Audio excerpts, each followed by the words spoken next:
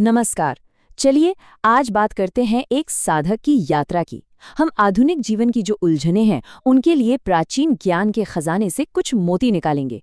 तो आज की ये जो चर्चा है ये खास उन लोगों के लिए है जो आध्यात्मिक रास्ते पर तो हैं लेकिन माया के सवालों में कहीं न कहीं घिरे हुए हैं। तो इस गहरी चर्चा की शुरुआत हम उसी पारंपरिक आवाहन से करते हैं जो इस ज्ञान के स्रोत ग्रंथ में दिया गया है।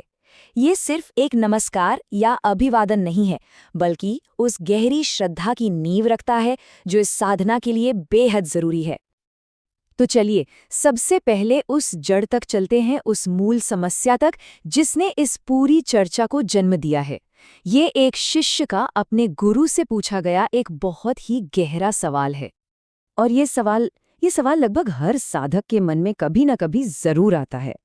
माया यानी वो भ्रम जो हमें सच देखने नहीं देता। साधना करते करते भी ये दुविधा बनी रहती है कि इस दुनिया के चक्र से क्या सच में निकलने की इच्छा है या फिर कहीं ना कहीं इसी में उलझे रहना हमारी एक आदत सी बन गई है। अब इस दुविधा को अगर समझना है ना तो हमें एक साधक और एक आम इंसान के जीवन में जो फर्क है उसे देखना होगा। दोनों के रास्ते अलग हैं और इसीलिए उनकी चुनौतियां भी बिल्कुल अलग हैं। तो यहाँ पर जो बात समझने वाली है वो ये है कि एक साधक पर असल में दोहरा बोझ होता है। उसे भी दुनिया चलानी है, अपनी रोजी रोटी कमानी है, लेकिन साथ ही साथ उसकी आत्मा भी अपनी खुराक मांगती है। और इसी दुनियादारी और आध्यात्मिकता के बीच संतुलन बनाना ही एक साधक की सबसे बड़ी, सबसे कठिन चुनौती है। अच्छा, तो सवाल ये उठता है कि इस चुनौती से निपटने का, इस साधना को करने का सही समय आखिर है क्या? तो अच्छी बात यह है कि जहां नवरात्रि का समय, खासकर नौमी का दिन, बहुत ही शक्तिशाली माना गया है, वहीं ये साधना साल भर की जा सकती है। इसे किसी भी अमावस्या या पूर्णिमा को किया जा सकता है। तो फिर साधक की इस मुश्किल का हल क्या है? इसका जवाब है 3 बहुत ही शक्तिशाली बीज मंत्रों का एक खजाना। और इनमें से हर एक मंत्र का एक खास मकसद है, एक खास उद्देश्य है। ये जो 3 मंत्र हैं ना, ये असल में 3 शक्तिशाली टूल्स की तरह हैं। जीवन के 3 अलग-अलग सिचुएशंस के लिए, 3 अलग-अलग अवस्थाओं के लिए। तो सबसे पहला मंत्र ये उन साधकों के लिए है जो दुनियादारी में, मतलब परिवार, काम धंधा, समाज की चिंताओं में हर वक्त उलझे रहते हैं।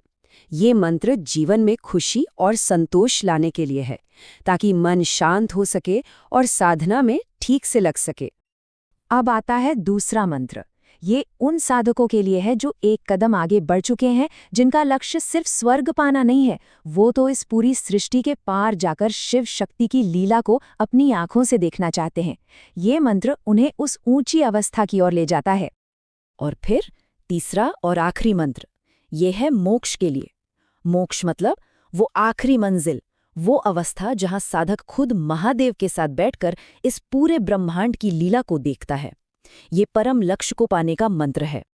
लेकिन सिर्फ मंत्रों को जान लेना ही काफी नहीं है ना? सवाल ये है कि इनकी शक्ति को अपने जीवन में उतारा कैसे जाए। किसी भी ज्ञान का असली फायदा तो उसके इस्तेमाल में ही है। तो चलिए अब इसकी तैयारी की विधि को समझते हैं। तो मंत्र जाप से पहले की जो तैयारी है, यानी कलश स्थापना, वो साधना के लिए एक सही माहौल, एक सही ऊर्जा बनाती है। और इसकी प्रक्रिया कुछ इस तरह है। पूजा की जगह पर दाईं ओर पीले चावल रखकर उस पर मिट्टी का कलश रखा जाता है। फिर उस पर लाल कपड़ा लपेटकर 5 टीके लगाकर उसे गंगा जल से भर देते हैं। इसमें पंचौषधि और आम के पत्ते डाले जाते हैं। आखिर में ऊपर एक नारियल रखकर, दिया जलाकर और धूप, फल, फूल चढ़ाकर ये तैयारी पूरी होती है। और तब साधक मंत्र जाप के लिए तैयार होता है। चलिए अब सबसे आखिर में एक बहुत जरूरी बात समझते हैं। इन मंत्रों का जाप करना ये सिर्फ कुछ शब्दों को दोहराना भर नहीं है। इसका एक बहुत ही गहरा, बहुत ही शक्तिशाली मतलब है।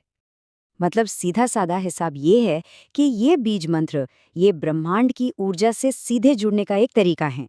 हर एक जाप के साथ साधक उस कॉस्मिक एनर्जी को, उस ब्रह्मांडीय शक्ति को अपने अंदर खींच रहा होता है, अपने अंदर समा रहा होता है।